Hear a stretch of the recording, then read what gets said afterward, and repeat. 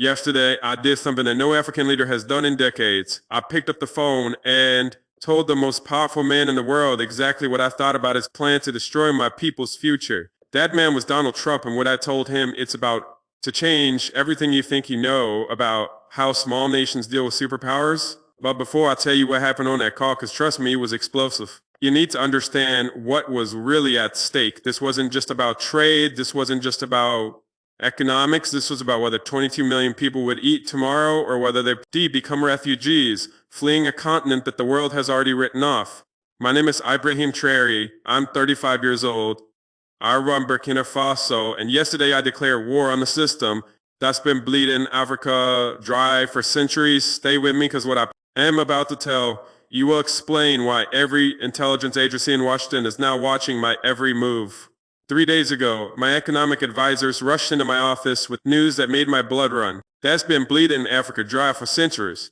Stay with me, because what I am about to tell you will explain why every intelligence agency in Washington is now watching my every move. 3 days ago, my economic advisors rushed into my office with news that made my blood run cold. The United States was about to impose a 30% tariff on everything we export to America. Not 5%, not 10%, 30%. To put that in perspective, that's not a trade adjustment. That's economic execution. But here's what really got to me. Here's what made me pick up that phone and do something that could either save my country or get me killed. They didn't even have the courtesy to warn us first. We found out the same way everyone else did, through rumors, through leaked documents, through the whispers of diplomats who couldn't look us in the eye, as if 22 million people weren't worth a phone call before you destroy their economy. That's when I knew this wasn't about trade policy. This was about sending a message that Africa should know its place, that we should be grateful for whatever scraps fall from their table, that we should never ever forget who's really in charge. They were wrong. Let me tell you something about the phone call that Scott Washington talking, because what happened in those 23 minutes wasn't diplomacy. It was a reckoning. When Trump's voice came through that secure line, I could hear it immediately, the tone you use when you're talking to someone you don't consider an equal. The casual dismissal, the assumption that I called the beg. He started talking about America's economic interests, about protecting American jobs, about how these tariffs were necessary for America's future. I let him finish. Then I said something that I guarantee no American president has heard from an African leader in decades. I said, Aristide, Mr. President, let me tell you about my economic interests. The lion went quiet, and that's when I told him exactly what his 30% tariff would do to my people.